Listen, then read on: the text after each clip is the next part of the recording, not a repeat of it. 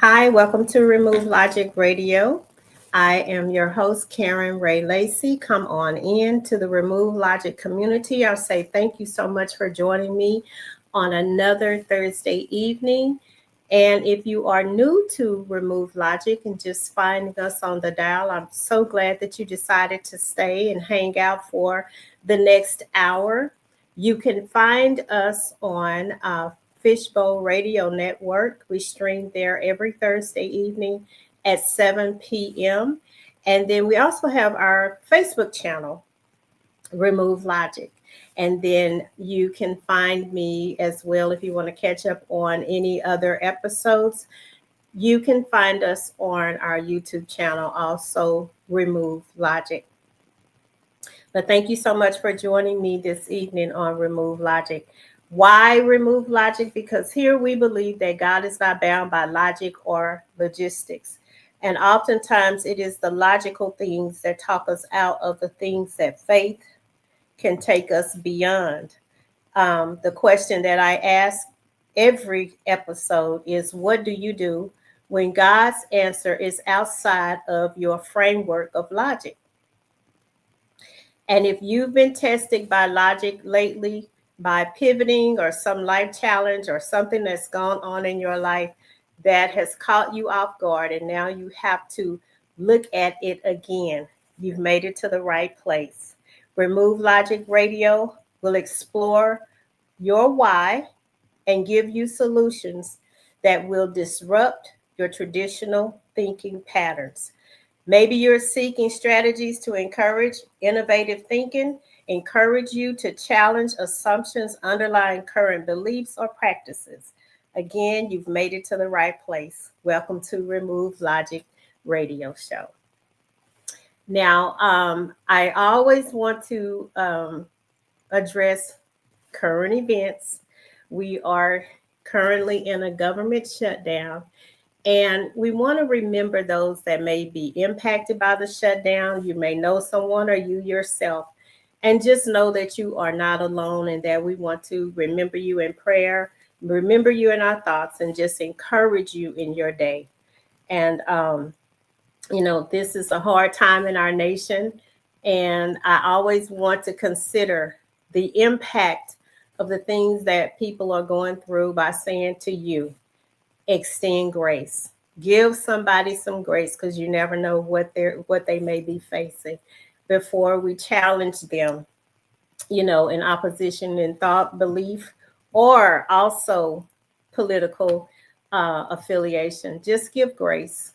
I think that's what we need here more than anything in this nation is grace. Give everybody grace. So um, now October. October is known for a few things. Just last week, we talked about October the 10th being World Mental Health Day, and we addressed how your faith impacts your mental health. And I had Dr. Melita on last week to address spiritual health along with mental health. But this month also is known for Breast Cancer Awareness Month, and it's a time to honor survivors, support their fight, those that are still fighting, and remember those that were stronger than what they started for. So I just want to encourage you to remember those that might be still in the breast cancer fight.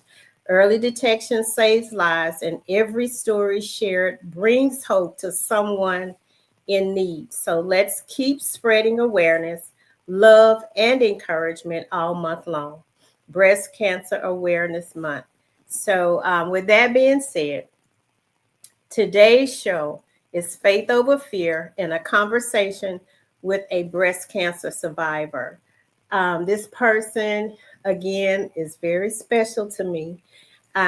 When I ask someone to come on the show, it is not at a whim. It is always God inspired. And I know that it is going to be impactful to those that hear the testimony, hear the stories of inspiration of those that come on Remove Logic. And I know that tonight's show is going to be the same for you when I introduce this person and get into our conversation. Um, Again, real stories of faith, resilience, and transformation. And this person hits every mark on that conversation. And today we're honored to sit down with my cousin, my friend, Deborah Hall. And I'm going to pop her in as I do, and she can come in her own way, and then we'll dive into Breast Cancer Awareness Month, and she can share her own testimony. Hold on one second. Hey, Deb. Wow, what an introduction. Thank you, cousin. So welcome. Thank you so much for saying yes to me. It's not anything that I take lightly when someone comes on this show, and even again, it is always God inspired. But Yeah. I'm yet still grateful when I get a yes, because you don't have to.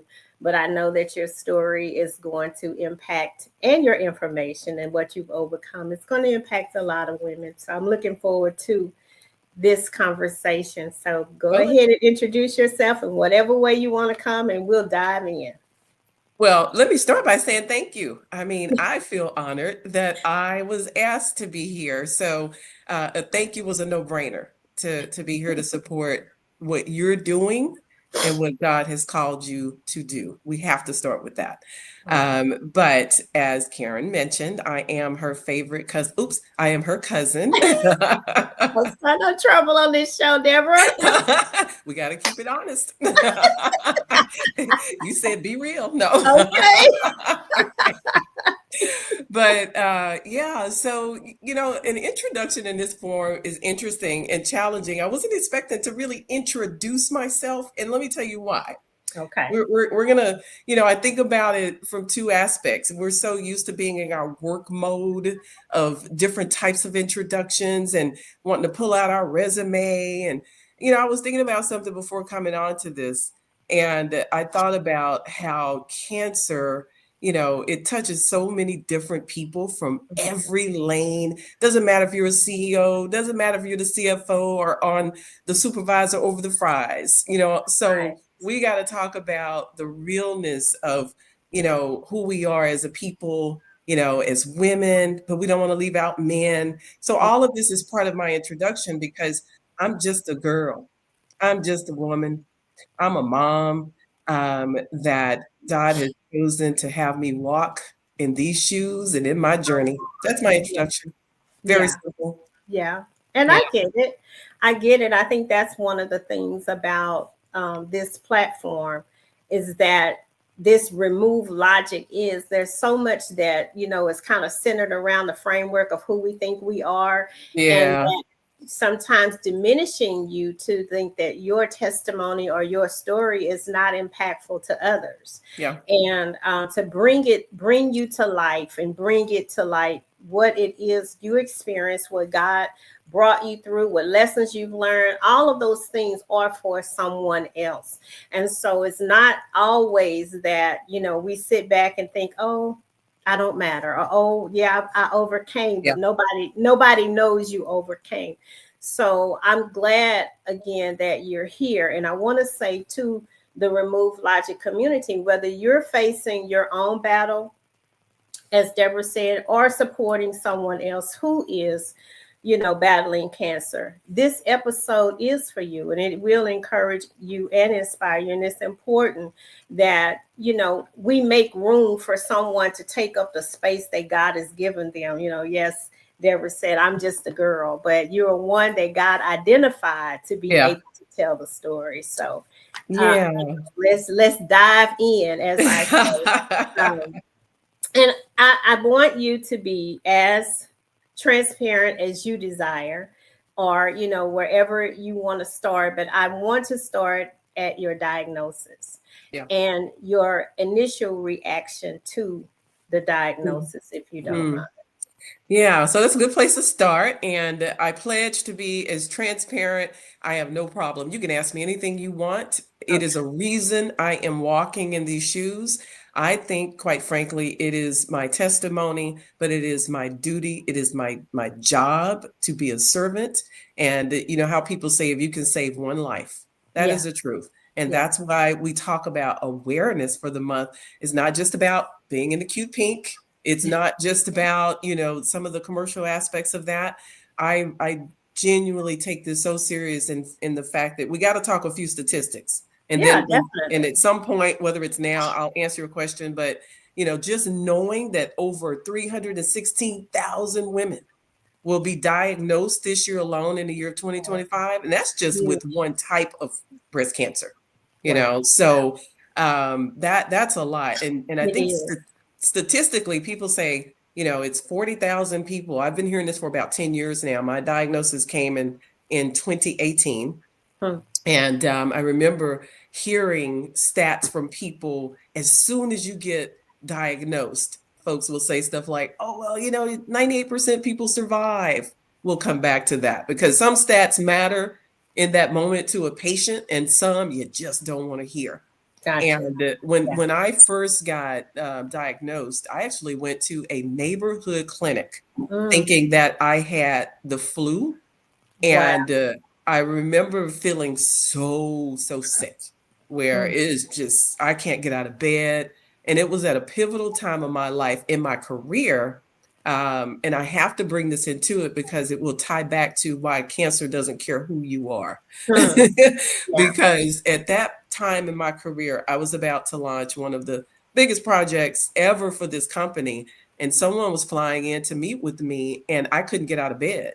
And so I remember having to say, I can't come in. There's just no way. The next day, I'm sick again. I got in my car. I drove myself to a neighborhood clinic. Baylor Scott and White had just opened their doors in the middle of this little community. And so it wasn't this big hospital. It's like a clinic. And I go in and I get tested for a flu. I get tested for an array of things, but they could never find what was wrong. And I remember them saying, we need to keep you. And I'm like, this is a clinic. What do you mean you're going to keep me? They say, we have 2 rooms over here that we treat as if it's a hospital, and we're going to keep you overnight. I stay there for 4 days. I ended up staying there for 4 days. At the clinic? At the clinic. Wow. And they ran every test under the sun. I remember having 17 blood draws. At one point, I was asking to let them help me do the blood draw and learn myself. I became septic while I was there. It was them running so many tests and being so thorough. They were a brand new hospital clinic. And they ran tests and found a small mass in my left breast. That's not why I was there. I'm sick. I got something else going on. But while I'm there, they found that. Let me be honest and transparent. I never went to the doctor. I was not getting breast exams done routinely, annually, as I should. I'm over age 40, should be doing it annually, but I wasn't. I was that person. And so, but by the grace of God, I got sick from something else and just happened to find that I also had breast cancer while I was there. And I think the irony of that was when I left that clinic, my paperwork said unidentified organism. So in other words, they never knew why I came in. But I always say, well, God knew. I went in there for a reason. Right. And I was diagnosed when they found that lump. It was 1 year to the date that my sister, your cousin, was just coming through her 1 year anniversary of breast cancer. And I'm diagnosed a year later. So from her. But so that's how we found out. And from there, by the grace of God, sister had gone through it a year before me. So I went straight to her surgeon and started the journey. Wow. Okay. Yeah. So now your initial reaction, let's talk about that. What was your initial reaction to the diagnosis? I think for me, when I first found out, it is more or less, what do I need to do next? I'm going to take charge. Let's get it done. Let's get it out my body type of person. I think that, and speaking with some other women since then, the first thing you want to do is get it out of your system. It's something in your brain that says, get it out, get it out. Get out. But one thing that I learned about breast cancer, when you find out that you have, you know, a lump or whatever you want to call it, it's kind of a slow process. It's not a hurry up and get it out type of thing. Because Right. now you have to see an oncologist, you have to have surgery, you have to go through this plan of figuring out next steps. And there are so many different appointments that you'll have with different doctors, different specialists. And so that was February 25th, 2018, when Okay. I think that's the date when I found out, when I went to the doctor, actually, the hospital. And so it took me till about, I want to say March 31st, April 1st, before I had my surgery. Mm. And that may not sound like a long time to anybody else, Ooh, but yeah. that waiting period Mhm. of getting it out, I just call it getting it out of your body, is Mhm. like the longest time it feels like just forever. Yes. So during that time when you have some supporters that will come to you, and some people like to quote stats. That's why I started with that. Oh, you'll be okay. You know, they figured out now lots of new technology, but the reality is, while you know, IDC, which is invasive ductal carcinoma, which is what I Mhm. ended up with, while it now has a 99% survival rate within the first 5 years it projected to live. At the time it was 98. I'm thinking to myself, it's still 2% of people dying. Mm. I Yeah. might be that 2%. So Wow. that's what's going in my head. Yeah. Yeah. I still might be in that 2%, because reality is, I think we're projected to have over 42,000 women this year alone that will not survive cancer, you Mm. know? Mm. So we always talk about women, but you know, again, 2,800 men, I think, will be diagnosed just with one type of cancer. And probably, I think the number is 513 on how many will actually not win their battle. My goodness. So, Yeah. yeah, yeah, And to lose just one yeah, is too much. yeah, Too yeah. much. So, and of course, in your head, you're thinking, I may be that one.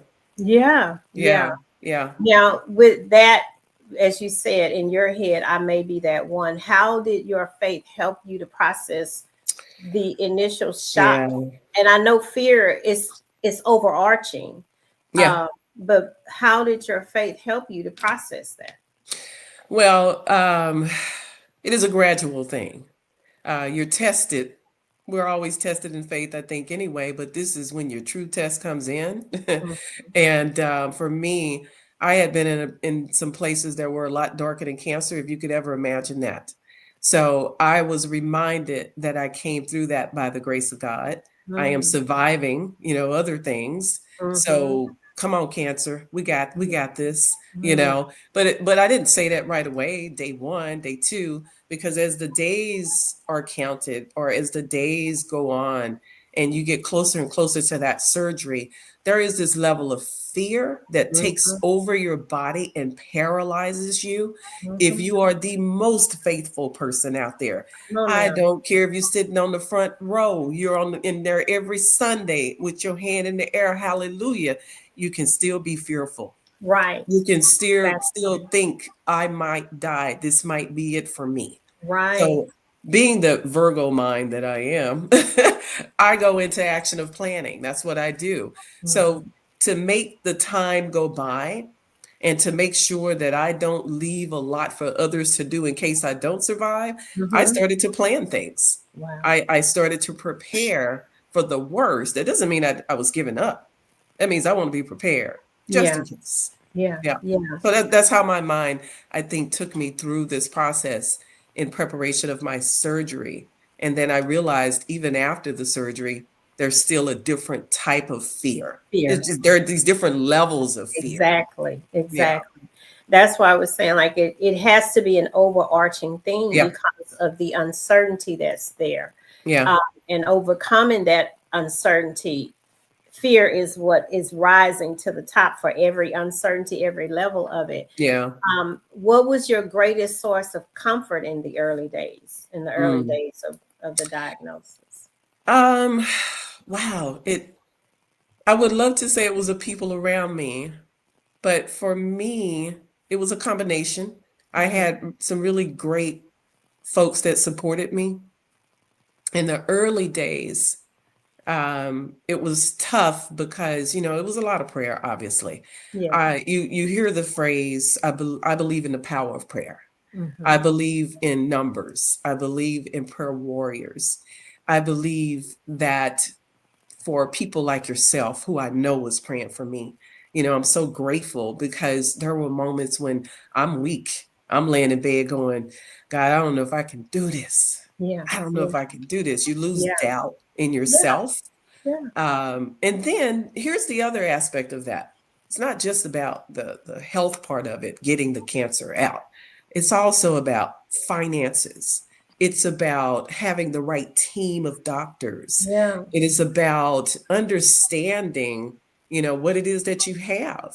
I'm really bad when it comes to, medical jargon, so to speak. But my sister Dolores, I have to give it to her. She was like my number one resource because she had Mhm. just gone through it. See, I Mhm. think God has a plan in everything that he does He does. because I know she's that person, that stable person that's going to do the reading. And she's going to be that person to say, you need to ask for this. You need to make sure you have an advocacy there. And Mhm. that's what she did. She was a major resource. Woo, okay. See, I wasn't planning on this. That's okay. That's okay. Yeah. Yeah. My Yeah. sister had my back. Yes. And I don't think I've said thank you enough. Wow. Wow. I think, there again, the power of testimony for things that she had already walked through, and to be there to say, ask for this, do this, to be able to encourage you and even hold your hand. And the fact that you gave yourself that, because oftentimes, even in this situation today, and you sharing your testimony, a person has to avail themselves to the information, the testimony, and the fact that somebody else has gone before you. And Yeah. there are some things that she walked out that you didn't have to walk out because she walked them out for you.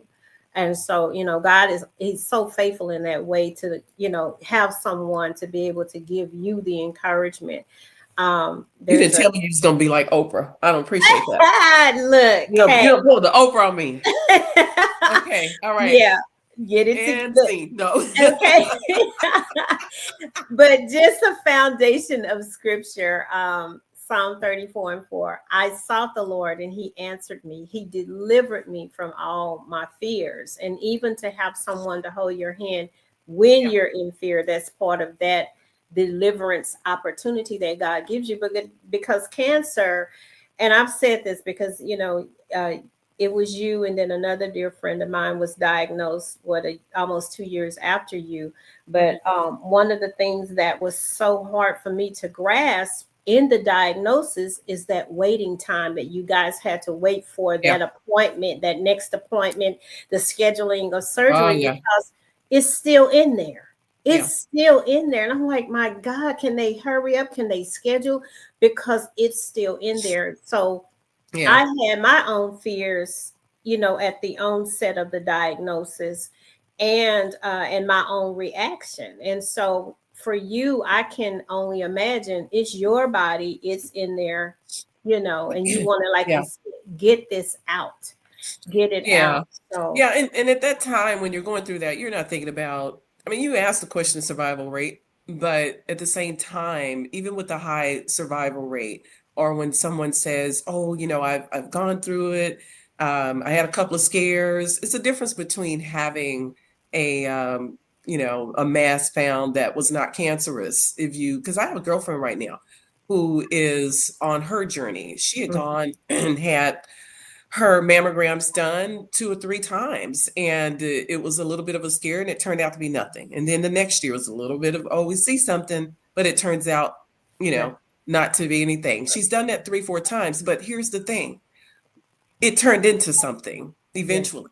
yeah, So the importance of going consistently every single year. And I think another thing we have to be careful with is that every woman's body is different. yeah, My story is not your story. right, Your story is not the next person, but the one consistency that we should have is rallying each other to make yeah, sure that we do get checked. yeah, Yeah. and support each other in that way. Yeah. Yeah. Yeah. So, and you're on target with the line of questions. It's the journey Yeah. itself. Um, what was your challenges? What did you face as a challenge in the Mm. treatment journey? In the treatment journey. Yeah, my treatment looked a little bit different than some. It goes back to everybody's different, but I will say this. I thank God when they found it, it was in an early stage. And I was, right on the border of being a stage 2.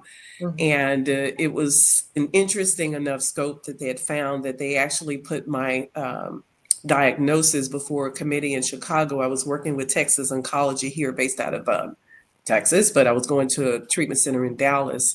And they asked me, did I mind being a part of a study? And I agreed because they couldn't decide if they wanted me to do chemo, radiation, both. And in my mind, I'm thinking, I'm not doing chemo. I'm not doing it. I'm not ready for that. But I want to be real clear when I make that statement, because I did not do chemo in the end, and I ended up not doing radiation.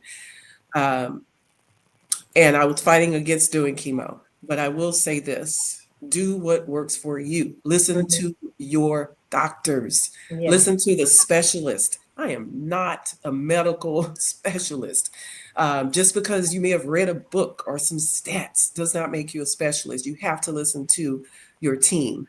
And I say that because I chose and I said, I'm not doing chemo, and I didn't do it. But I know people have lost their lives with that decision too.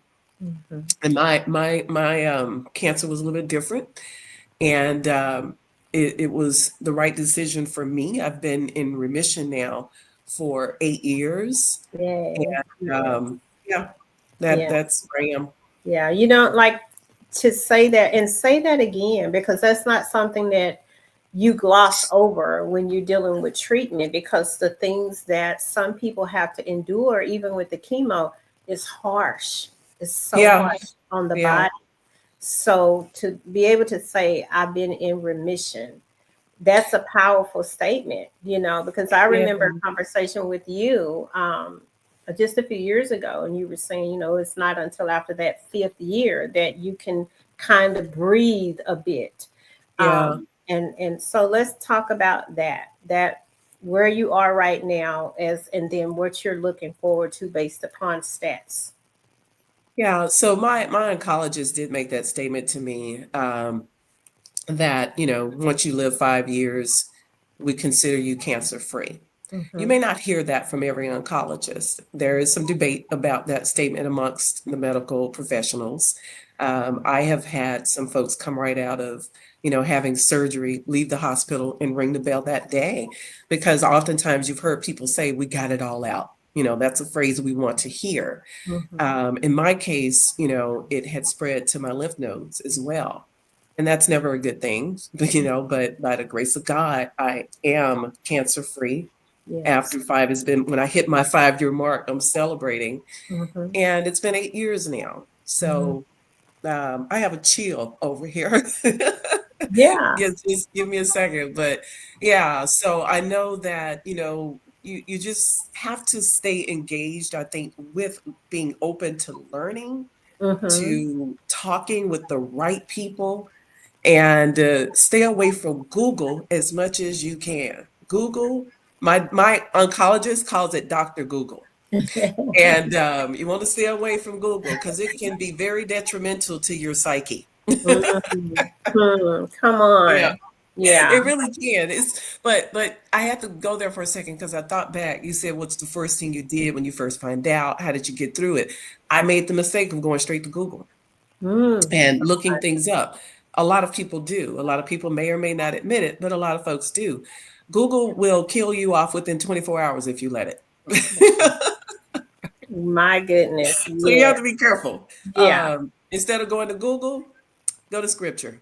That would be my advice. Yeah. Yeah. That's good advice, because Yeah.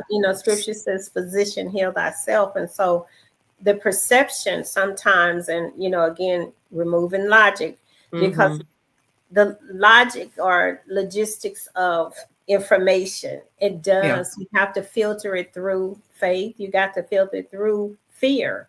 And wherever you arrive, it does affect your outcome. It does Yeah. affect your body. Like my perception may be, like you said, it will lead you to thinking, hey, you're dying in so many days, and faith will say, no, you're not. What Yeah. report are you going to believe? So definitely it is important that you interject scripture in there. I'm not a doctor, but that's my thought Yeah. process.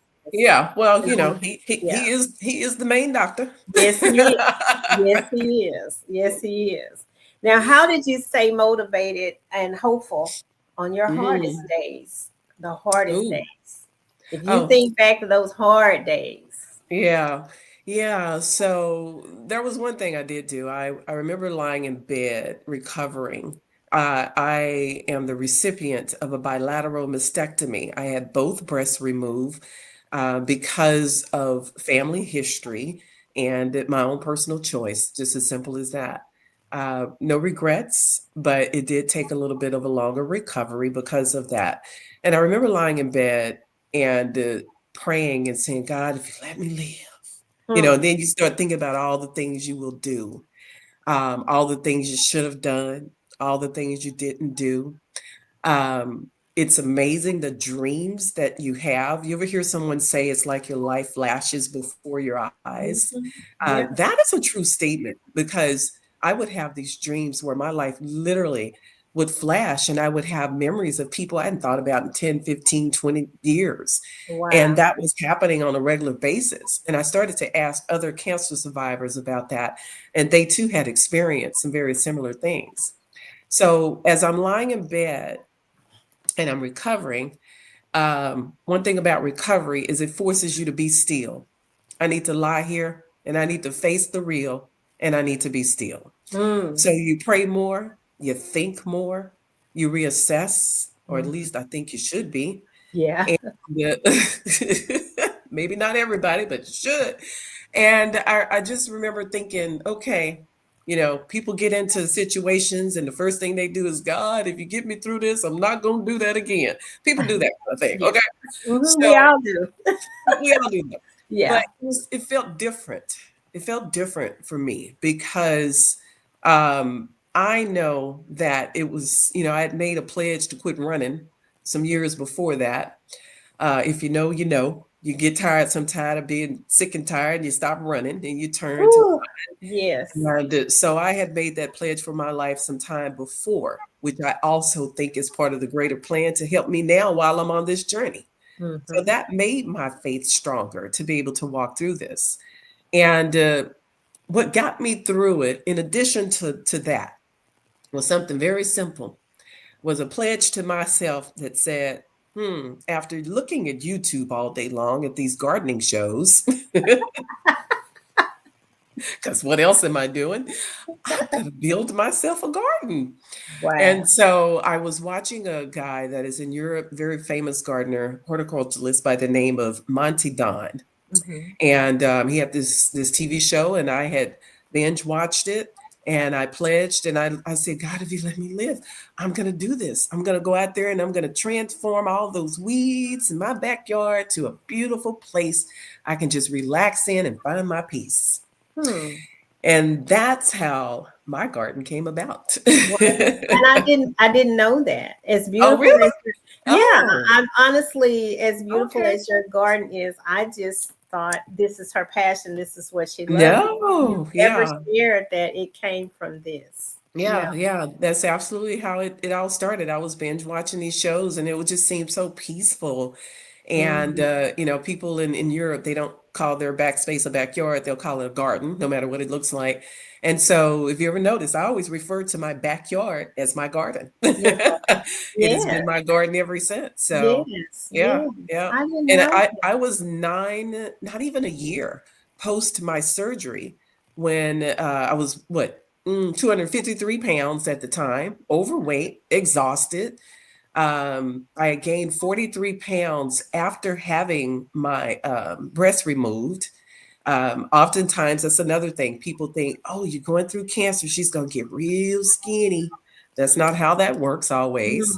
that. There are hormones to consider and a lot of other factors. I Mm-hmm. actually put 43 pounds on really fast right after my surgery. And so as I'm sitting here thinking this whole process through and envisioning what my garden's going to look like, I get up at 253 pounds and I went to Home Depot. I rented a big U-Haul truck. I rented a commercial grade tiller and some other equipment. I brought it home, went into my backyard, and I cranked that sucker up. And it was so powerful, it took off and flew through my back fence. Oh my God. And I laid down. I will never forget this day. And then I laid my big old self down right there in the middle of the yard. And I just fell out laughing. And I'm cracking up looking at the sky.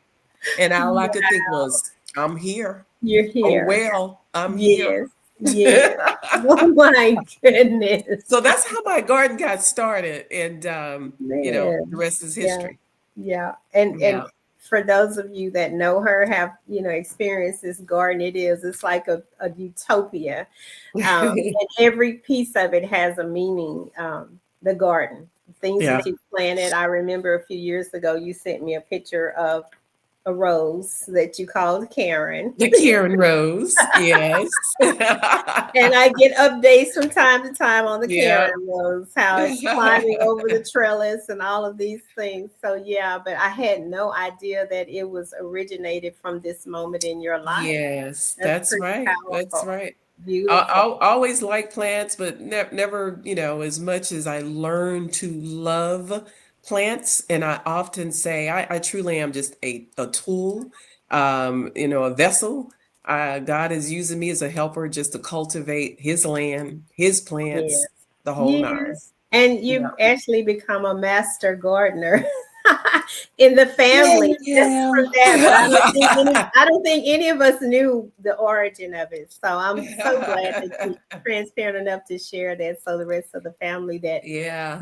calls you for information can understand where this all came from. Because Yes, I ma'am. That's how it all personally started. think it's crazy.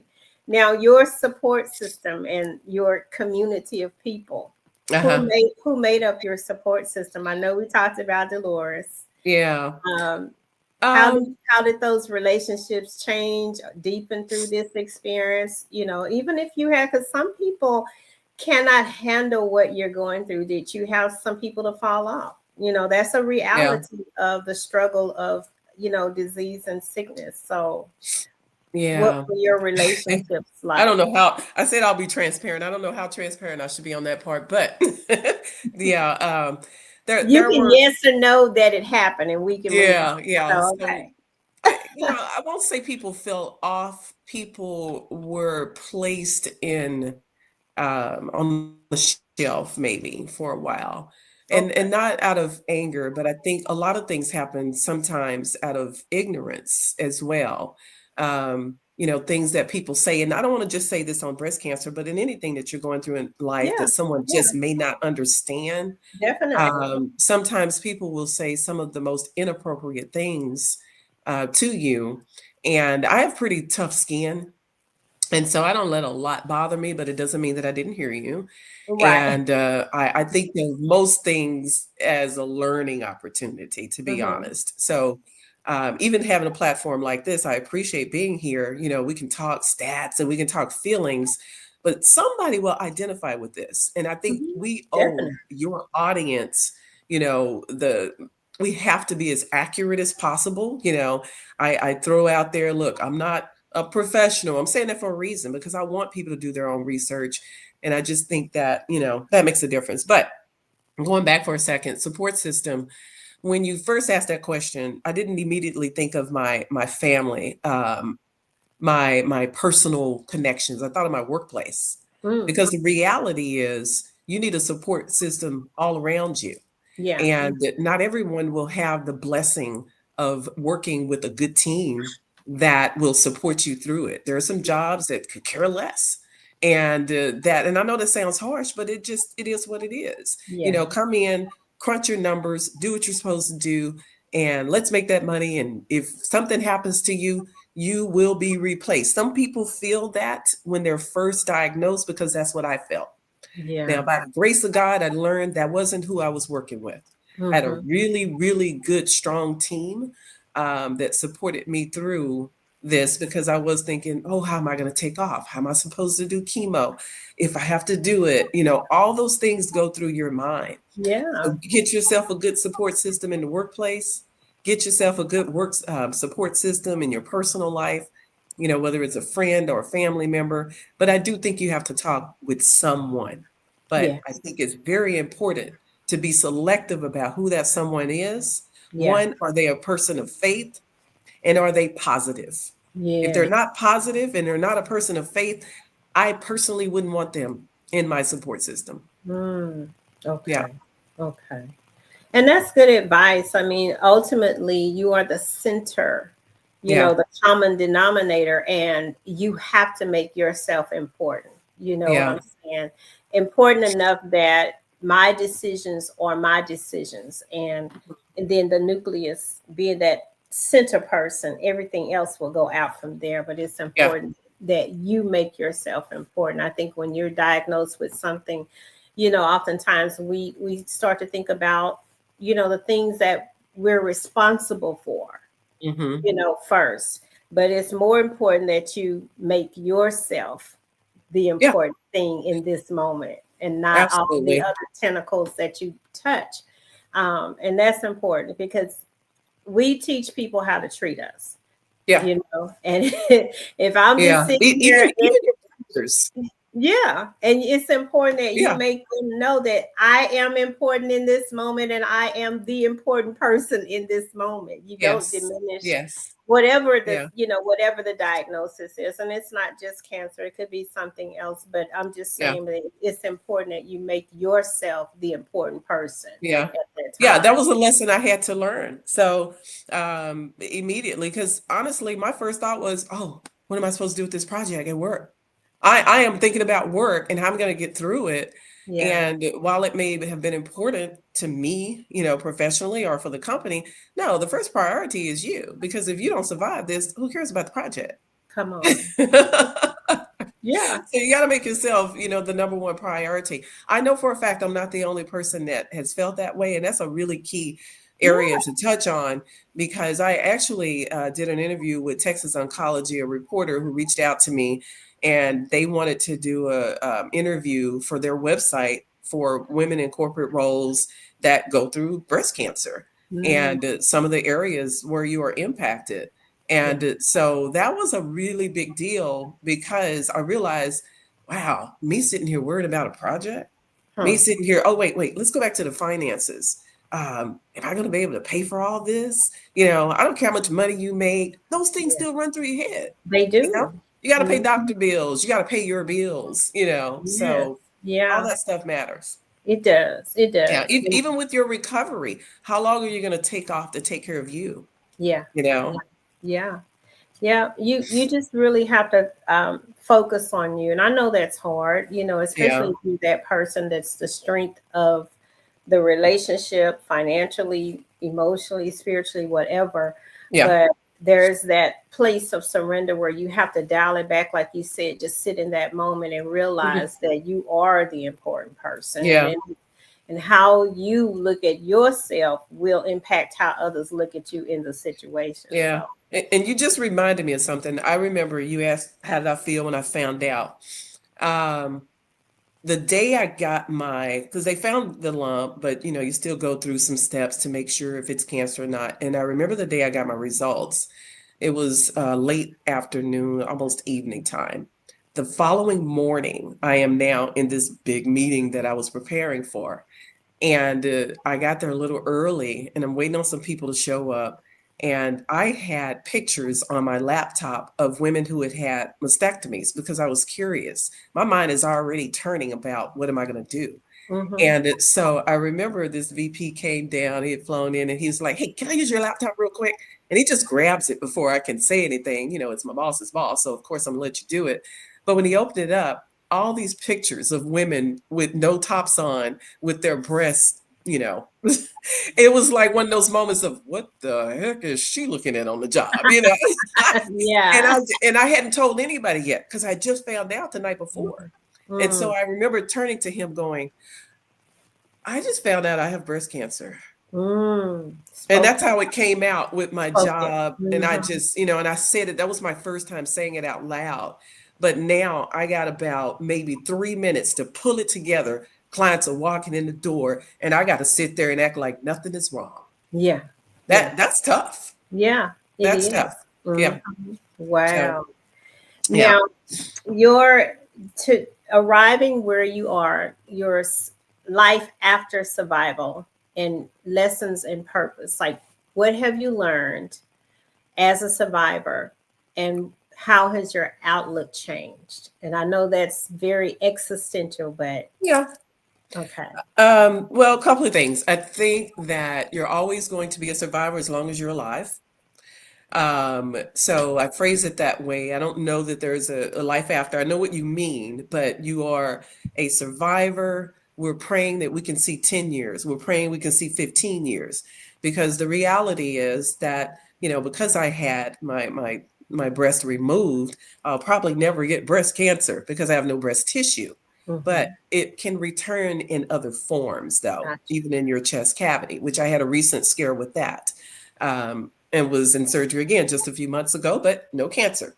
So, life going forward and how you survive going forward. For me, I have a rule: get outside of yourself. Mm. Whenever you start to feel a little depressed, when you feel down, or if a thought comes to your mind, because we can have an ache or a pain when you're a cancer survivor. You can have an ache or a pain, and all of a sudden, if you allow your mind to convince you, oh Lord, I got cancer in my neck now, or Yeah, oh Lord, my back hurt, yeah, because the yeah. reality is bone cancer is a very high rate that comes after breast cancer.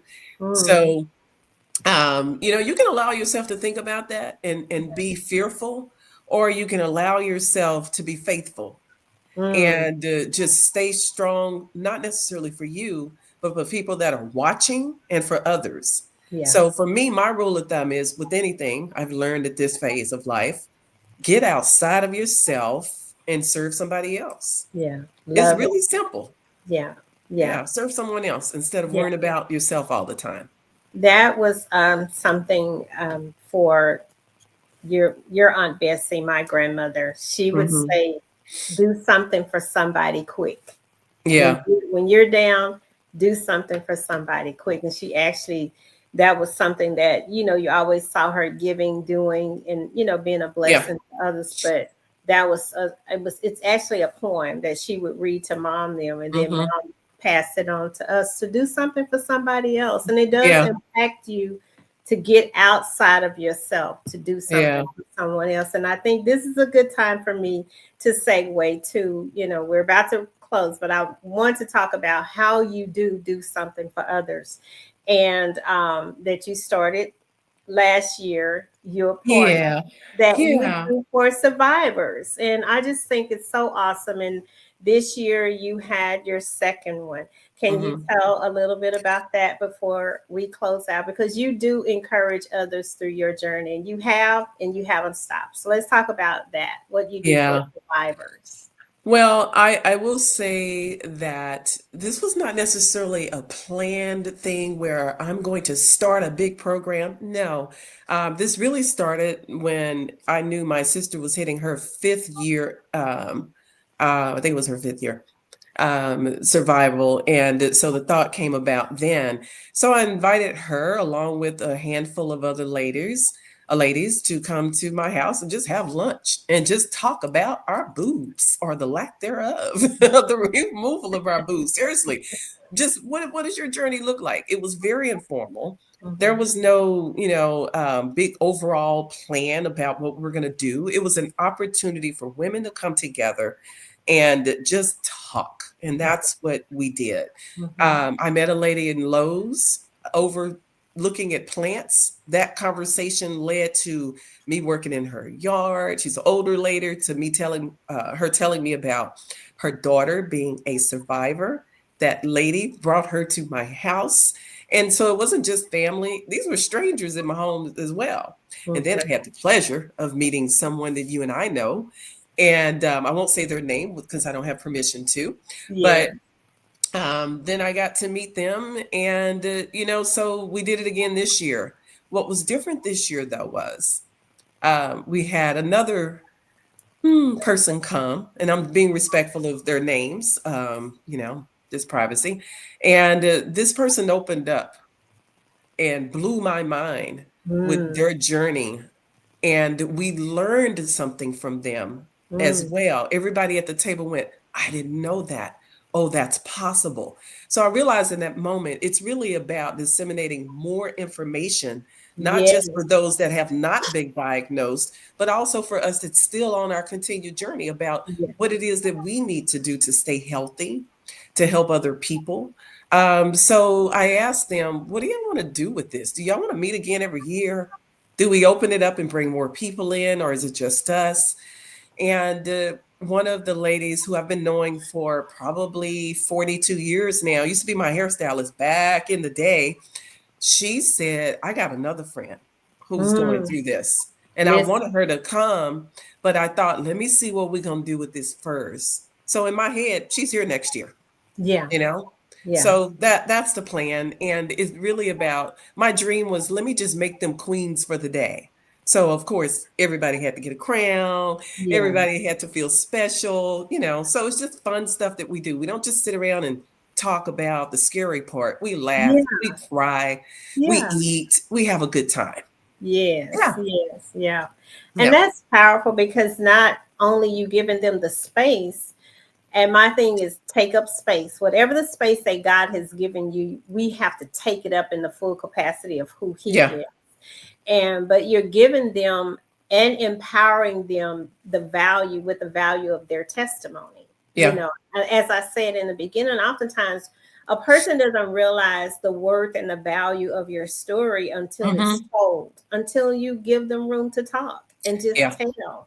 So I think that's the important lesson in anything that we go through is to know that as an overcomer, as a survivor, whatever it is, there's worth in your story. The battle, I always tell the boys, know the backstory of anything, you Yeah. know, whatever the backstory is, it's like that's where all the meat of a thing is, what a person had to go through to see what we see right now, what I see in you.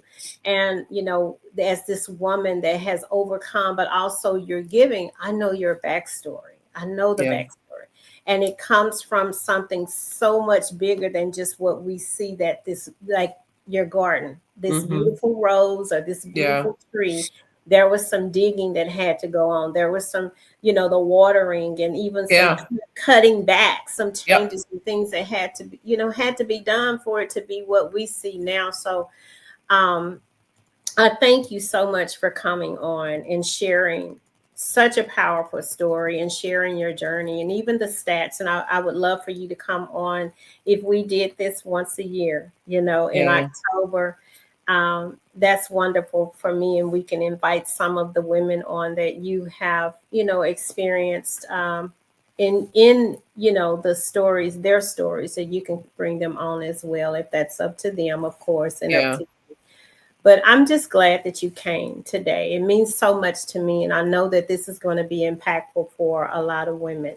I'm Um, glad I'm here to be here. yeah, that's the other part. Yes, That's ma'am. that's the other part. I often, and I know you're rapping, but I often say that, when we get caught up in all of the stuff in this world that we're going through, it's so easy to fall into a big depression and complain and fuss.